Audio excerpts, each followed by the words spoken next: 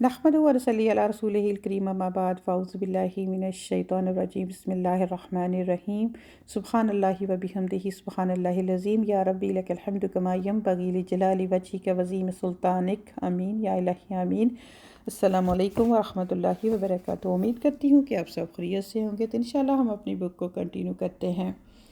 میرا جینا میرا مرنا رب العالمین کے لیے، اور ہمارا ابھی ٹاپک جو اس میں چل رہا ہے وہ روحانی صحت کے بارے میں ہی ہے، تو انشاءاللہ کنٹینیو کرتے ہیں۔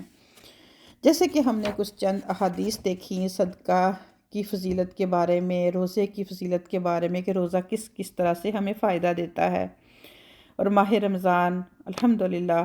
شروع ہونے والا ہے، تو مزید جو ہے ہم اس کی رحمتیں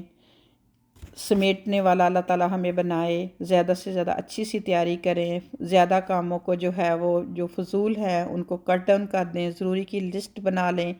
کچھ ایسی چیزیں ہیں جن کو آپ پہلے کر سکتے ہیں، تو اس مہینے میں پھر اپنا زیادہ سے زیادہ جو ٹائم ہے وہ اللہ سبحانہ و تعالیٰ کی یاد میں اور اس کی عبادت میں گزاریں۔ تو شروع کرتے ہیں۔ جیسے کہ ہم بات کر رہے تھے کہ کچھ حدیث ہم نے پڑھی، پھر اس طرح دیکھا کہ زندگی کو زندہ دلی اور مسکراہٹوں سے آراستہ کیا جائے تو نہ صرف جسمانی روحانی صحت پر خواہ اثر پڑتا ہے، یعنی کہ صرف اگر انسان خوش رہنا ہی شروع کر دے تو یہ بھی جسمانی اور روحانی صحت کے لیے بہت ہی اچھا اثر ہے، بلکہ سنت اور صدقہ بھی ہے، ثواب حاصل ہو سکتا ہے اس سے۔ عبداللہ بن رضی اللہ تعالیٰ بن حارث کہتے ہیں، میں نے نبی پاک صلی اللہ علیہ وسلم سے زیادہ مسکرانے والا کوئی شخص نہیں دیکھا، یعنی کہ نبی پاک سے یہ نہیں کہ آپ نے مطلب پورا کہہ کے لگا کے ہنسنا ہے، یعنی کہ اگر آپ کے پاس سے کوئی گزر رہا ہے یا آپ کے پاس کوئی بیٹھا ہے تو ہلکی سی مسکراہٹ دینے سے کوئی جو ہے وہ انسان کا نقصان نہیں ہوتا، لیکن ہاں دوسرا جو ہے انسان ہے وہ آپ سے خوش ہو جاتا ہے، تو ایسا کرنا بھی صدقہ ہے۔ ہم سب یہی سمجھتے ہیں کہ مال خرچ کرنا یا کوئی بڑے بڑے کام کرنے سے ہی صدقہ ہوتا ہے۔ ہاں اگر آپ کچھ بھی نہ کر سکتے تو اسمائل پیس کر دیں، وہ بھی ایک صدقہ ہے۔ ایسے اللہ کے رسول صلی اللہ علیہ وسلم نے فرمایا، تمہارا اپنے بھائی کے لیے مسکرا دینا بھی صدقہ ہے۔ یہ کتنی پیاری اور چھوٹی سی حدیث ہے، اگر ہم اس کو یاد رکھیں کہ جب جتنا مرضی موڈ خراب ہو، کسی سے بات کرنے کو دل نہ چاہے، بہت ہی زیادہ ناراضگی ہو، تو پھر بھی کوشش کریں کہ آپ اپنے بہن بھائی کی طرف دیکھ کے صرف مسکرا دیں، تو آپ کو ایک صدقے کا ثواب مل جائے گا۔ اسی طرح ایک تو اس شخص پر جسے یہ ہم پڑھ چکے تھے، علم پھیلانے کے حوالے سے جو شخص دینی علوم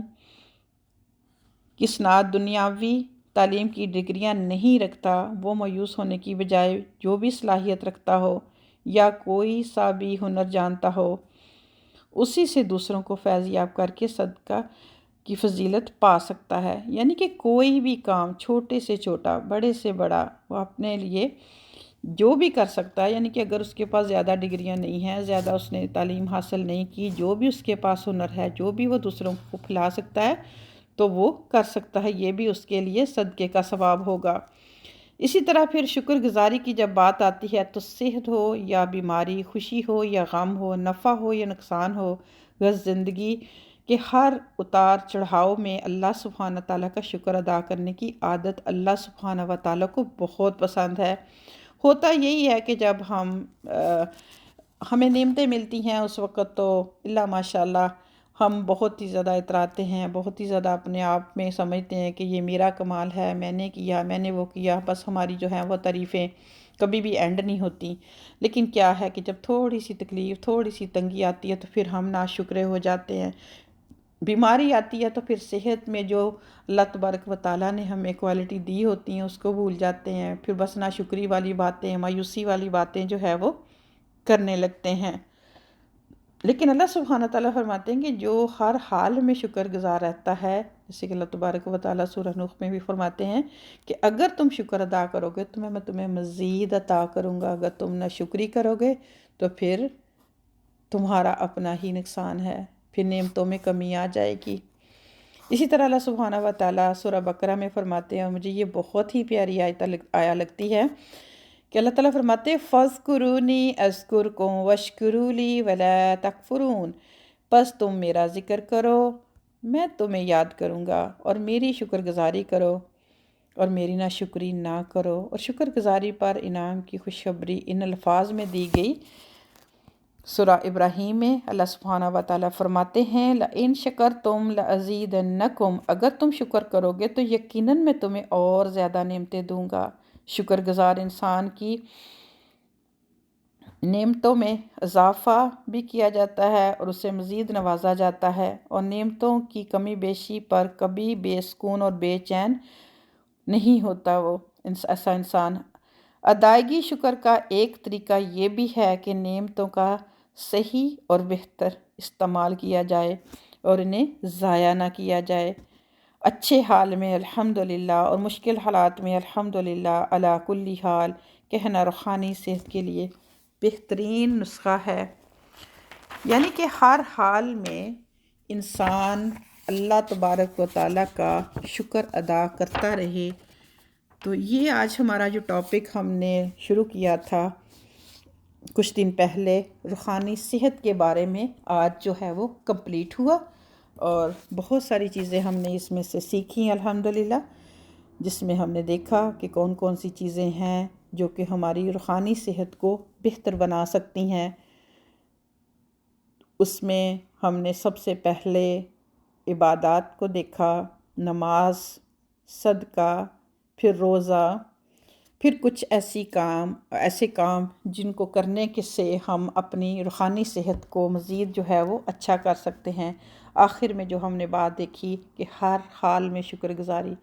کیونکہ جب انسان شکر گزار بنتا ہے اللہ سبحانہ تعالیٰ کا، تو اللہ تبارک و تعالیٰ اس کی پریشانیاں دور کر دیتے ہیں، جتنی بھی نعمتیں ہوتی ہیں ان میں مزید اضافہ فرما دیتے ہیں۔ لیکن جب انسان ناشکرا ہوتا ہے، مایوسی کی باتیں کرتا ہے، دوسروں کے ساتھ برے رویے کرتا ہے، تو پھر انسان سب سے پہلے تو خود ہی پریشان ہوتا ہے۔ تو اللہ سبحانہ و تعالیٰ سے دعا ہے کہ اللہ تعالیٰ اس ٹاپک کی روشنی میں ہم سب کو اپنا محاسبہ کرنے کی توفیق عطا فرمائے، اور سے زیادہ اپنی روحانی صحت کو ہم بہتر بنا سکیں۔ خاص کر پیارا مہینہ جو ماہ رمضان آ رہا ہے، اس میں ایک اپنا گول سیٹ کریں کہ اس میں نے اپنی کون سی بری عادت کو چھوڑنا ہے، کون سی اچھی عادت کو اپنانا ہے، یا کچھ اچھی عادتیں ہیں ان کو مزید اچھا کرنا ہے۔ تو انشاءاللہ اللہ سبحانہ و تعالیٰ جب ہم سچی طلب سے اللہ تعالیٰ سے مدد مانگیں گے تو اللہ سبحانہ تعالیٰ ہماری مدد فرمائیں گے۔ اپنا بہت خیال رکھیے گا۔ انشاءاللہ نیکسٹ لیکچر میں ملاقات ہوتی ہے۔ السلام علیکم ورحمۃ اللہ وبرکاتہ۔